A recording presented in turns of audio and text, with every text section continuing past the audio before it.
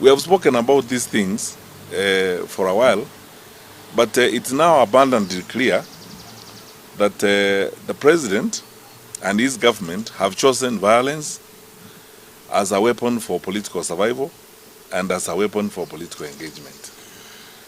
And I'm not going to start where usually people start with these tired cliches about we condemn in the strongest terms possible, we ask for action. I'm not going to go that direction. Because what we are dealing with is abundantly clear to all of us that we have come to a point where certain serious conversations must happen in this country and choices must be made. This is not rocket science. You don't need a degree in geophysics to see what is going on in the country. This weekend alone, from the stoning incident in Mulot that affected my 2 vehicles, to the stoning incident in Nakuru Town West that affected DCP leaders, and then Salga, and then yesterday in Homa Bay. It's so clear to everyone that, one, there's a pattern to this. Second, there's very clear acquiescence of government in this because you look at the behavior of the security forces on this matter. And three, you can see, blatantly, a case of, determination on the part of government to engage in this level of violence. From my experience, I want to tell Kenyans very sincerely, I do not think and I cannot see how the scale of violence in Homa Bay and the activity that happened there could have happened without the knowledge of the National Security Council and without the knowledge especially of the president. Because I have been in that environment before. The president receives executive intelligence briefings wherever he is, even if he is in Greenland or attending the UN General Assembly. Such intelligence information is gathered and the president is briefed very regularly. So when you look at what happened in Homa Bay, it's crime at industrial scale. The planning, you can see clearly the choreography, the management of that, and the resources that could have been spent in that clearly shows you that this is something that was premeditated, it had been happening, it was planned. The next question you ask is, where was the county security team led by the county commissioner in Homa Bay? Where was the regional security team led by the regional commissioner in Kisumu? In most cases, unless the operations of government have changed in a very significant manner, and my dear Kenyans, listen to me, this is something I know like the back of my hand. Unless the management of government has changed in any significant manner, the situation in Homa Bay is one where even the regional police commander should have taken control and taken over the command of what was happening in Homa Bay and assembled resources. I am aware, because the deployment has not changed. I am aware that in that region, the police have got even special resources. There are border police, there is a GSU.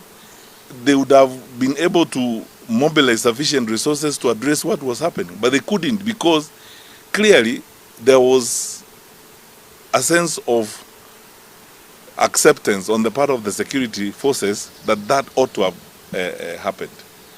The tragedy of it all is that now we have been warning everybody, and that's why I'm not going to go into those usual silly niceties of saying we warn, we condemn. We are already in a crisis. We have now begun our final descension into anarchy as a country. Let's not pretend about it. When you look at the scale of the structures, the pain and the losses in Homa Bay, into chaos. The president and his government have chosen. Because ask yourself the question, you can go far back to the attacks in Odaya, when Rigathi Gachagua was going to church and he was attacked there by armed people and so on. All the way the 3 weeks ago or 4 weeks ago, when Linda Matiang'I convoy was stoned in a place called Keumbu in Kisii. Those guys were arrested, they were to court on Monday, there wasn't no prosecutor, there wasn't a file, there was nothing. The magistrate released them, they walked away. When the local member of parliament was invited to record a statement by the DCI, he did not as much as turn up. We lost a life there, a gentleman called Mapinduzi. We buried him a while ago, and that story is gone. We are going on. No investigations done, no arrests, nothing. 2 weeks earlier, elected leaders, members of the county assembly in Kisii, were beaten up by thugs in the center of town at 9 a.m. in the morning. When I arrived there with a bunch of lawyers to see these guys in hospital, the police officers were telling me they don't have B3, all manner of these silly excuses you keep hearing all the time. To this day, no one has been arrested or prosecuted about that. The county government there in Kisii is running a militia, terrorizing people at night, going to estates, beating up people and so on, with the acquiescence of the police. Because the police know this. And everywhere in the country, you saw online last week what happened here in Allingham 1 month ago on Thika Road. 9 o'clock in the morning, thugs closed the road and terrorized people. We have begun our final descension into chaos. The question now for us as Kenyans is, how do we approach this and what are we going to do? So we are beyond condemning, beyond threatening, beyond asking for action. I think for me, beginning now, and I will consult with my colleagues in the opposition, we are going to have a retreat next week, and all Kenyans of goodwill, let us now engage our thoughts and minds on how are we going to deal with this government. Because this is not ordinary business. What you are seeing here is not ordinary business. There are no arrests. The political difference is not a good enough excuse to inflict the kind of loss and pain that we have seen this weekend. And while we are on that, and I will discuss more of this when I get another opportunity. There's stuff that people are not talking about. The government has decided to now begin, in addition to terrorizing opposition leaders. If you did not know, and some of my staffers are here, they will tell you, they began a new wave of digital terrorism against the opposition. They have acquired resources from some criminal groups in the nation country, and they are accessing social media accounts of opposition leaders. These days, we get trailed, and my staffers can bear me out. We get trailed by vehicles, I believe they belong to the state, with jammers. We stop to address rallies. Our Wi-Fi is interfered with. You cannot communicate.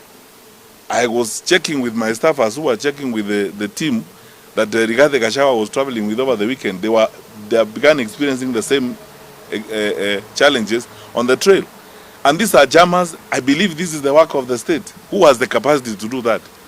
You have seen unprecedented investment in propaganda, fake news, and so on. Last week you saw a letter a statement purportedly authored by Kanze Dena, the communication head of the fourth president, claiming that President Kenyatta has said he's not going to meet with Rigathi Gachagua and so on and so forth. All that is the work of the state. Now the state is investing huge amounts of money in propaganda, in fake news, and so on, targeting the opposition and so on, instead of focusing on the challenges we have as a country. All these are acts of a government that is not interested in the order and stability of the country. And let us not delude ourselves.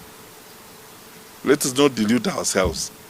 Countries that have begun this path this way end up like some of our neighbors.